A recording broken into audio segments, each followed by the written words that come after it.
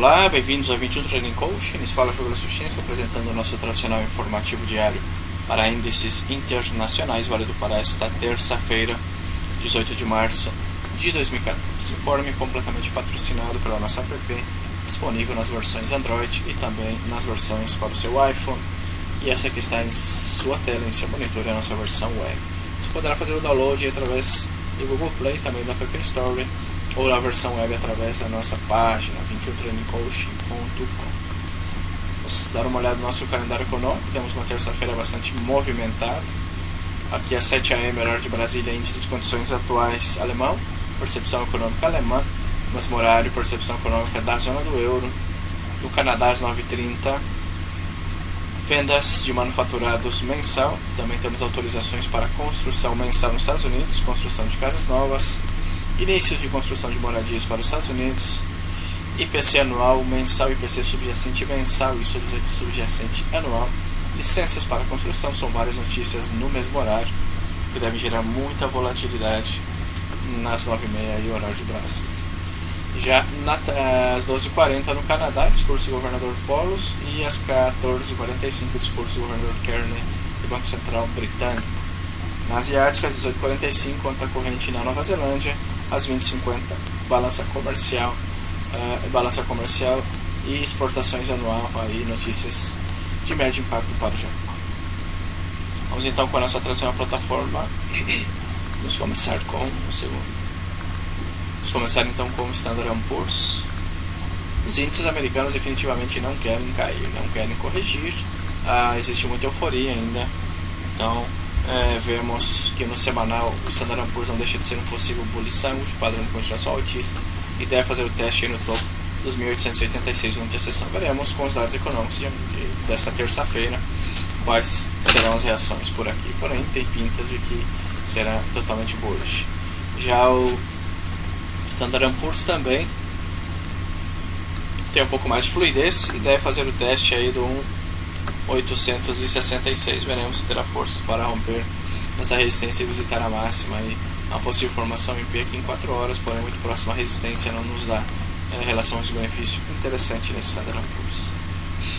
Já o Nasdaq também, porém o Nasdaq vemos que no semanal é um pivôzinho de alta, já cumprido a condição de formação. As duas à esquerda está na etapa 2, já a etapa de desenvolvimento desse pivô, e é muito provável que volte a testar aí os 3.738.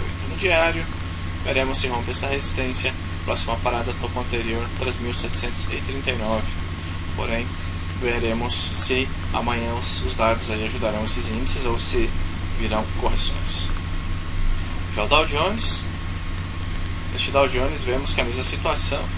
O semanal é um possível bullish, de padrão de continuação altista, e deve fazer o teste aí do topo, caso siga com essa euforia, com essa força compradora. No diário deve fazer a ruptura aí dos 16.280 se romper zona fluida até o teto 16.530 pontos. No 4 horas, possível formação em P, veremos se fará uma ruptura.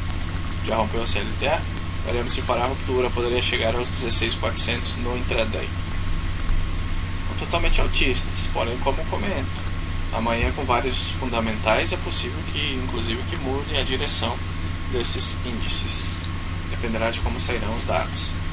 Já no índice de Frankfurt, na Alemanha, respeitando suporte aqui no semanal, está conseguindo fazer a ruptura, repicando.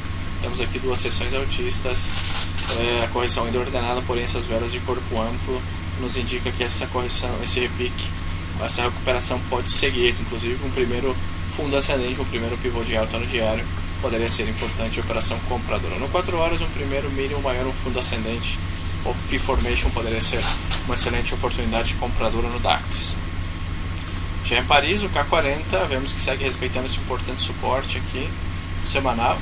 Veremos, temos uma resistência agora nesses níveis aqui dos 4.325, tem fluidez, esse grande cluster, inclusive um pouco antes aqui, né?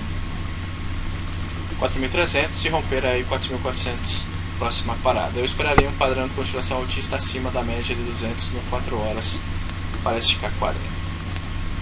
Já o AUS 200, o índice australiano, esse índice australiano também repicando, depois dessa forte vela, esse engolfo baixista aqui no semanal, esperaríamos um padrão de continuação baixista, veremos se fará um seguinte lower high, um topo descendente no diário, para voltar a testar os 5.290 e se romper a SMA 200, 5.244 seria o seguinte objetivo neste AL200. Ainda falta, esperaria um pivô de baixa no diário.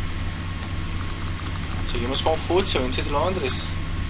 O FTSE sim, esse é o mais debilitado, respeitando o suporte aqui no 6.494, se romper esses níveis 6.364 pontos. No diário se mantém abaixo da SMA 200 períodos, deixando aí um pequeno pavio e poderia executar um pivôzinho de baixo e voltar a testar os 6.461 pontos neste índice britânico. Já veremos, se romper a média, fechar acima e apresentar um primeiro fundo ascendente, também poderemos buscar compras por aqui.